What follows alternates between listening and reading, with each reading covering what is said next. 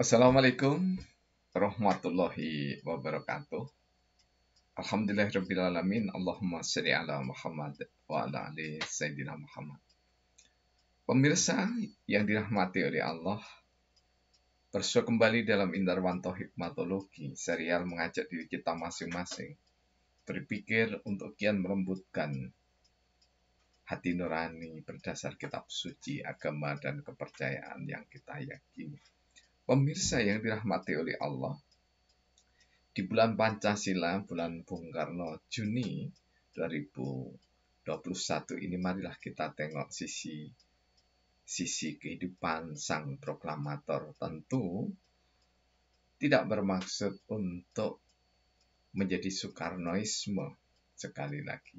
Namun kita mencoba untuk memberikan semangat pada generasi muda bahwa pemimpin besar revolusi Soekarno memiliki sisi yang cukup lengkap.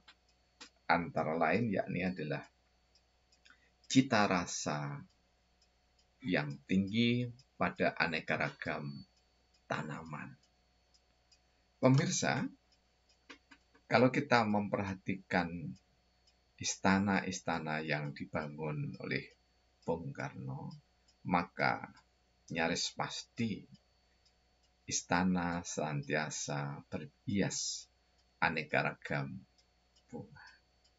Nah, cita rasa tinggi terhadap kecintaan lingkungan adalah bagian integral dari kelembutan hati seseorang. Karena itu, Soekarno juga dikenal atau ada yang bisa menyebutnya dengan pribadi yang flamboyan, yang demikian gemulai, fleksibel dalam pandangan-pandangan politiknya. Seperti taman yang tidak akan pernah seragam bunganya, maka seni berpolitik Soekarno juga tidak pernah beragam. Setelah melalui masa panjang di masa mudanya, ingin menggabungkan aneka ragam isma, kemudian Soekarno memantapkan diri pada nasionalisme yang religius. Dan lebih dari itu,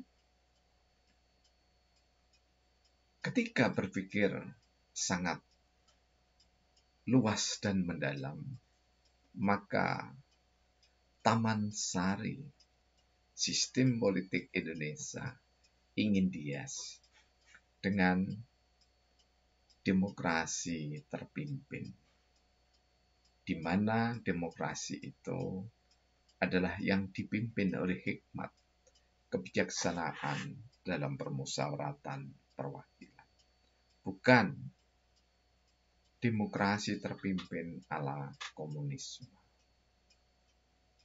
Nah, pemirsa yang dirahmati oleh Allah, pada saat demokrasi terpimpin, maka bangunan itu tentu di masa Soekarno belum paripurna. Karena itu, meskipun tidak disebut masa pemerintahan Soeharto menerapkan demokrasi terpimpin dengan gaya yang berbeda.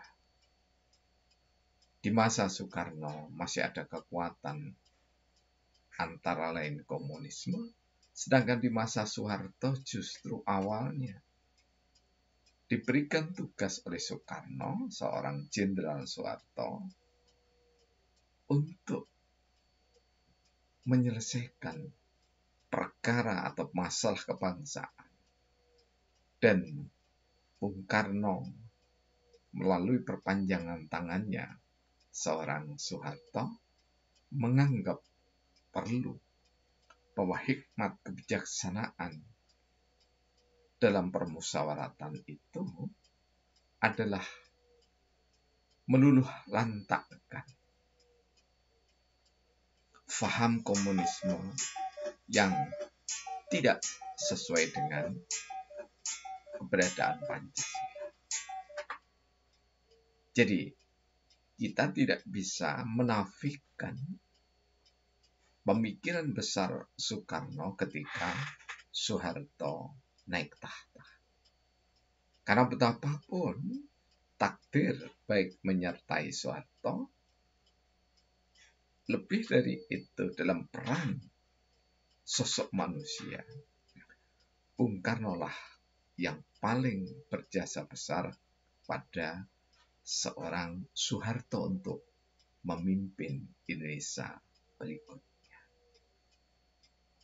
Jadi kalau kita berpikir jernih dan cermat seksama, maka sebenarnya jangan pernah anak bangsa ini hanya melihat nistanya Soekarno, hanya melihat keburukan Soeharto. Namun, seluruh presiden Indonesia adalah orang besar yang memiliki peran sesuai dengan zamannya masing-masing. Di zaman Soekarno tidak mungkin membangun sehebat Soeharto. Namun Soeharto juga tidak pernah mungkin berperan mendirikan Indonesia sebagaimana Soekarno dan tokoh-tokoh yang lain. Sadar bahwa masing-masing pemimpin kait berkelindan satu dengan yang lainnya, maka menistakan satu pemimpin mengunggulkan yang lainnya tanpa sikap perilaku yang bijaksana. Sungguh kerdillah anak manusia.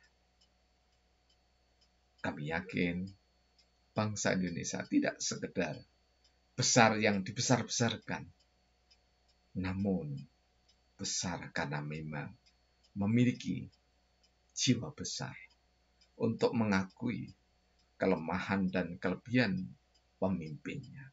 Dan seorang pemimpin sejati adalah manakala mampu berpikir dengan hati, mendengarkan suara rakyat pertiwi. Billahi taufiq wal hidayah. Wassalamualaikum warahmatullahi wabarakatuh.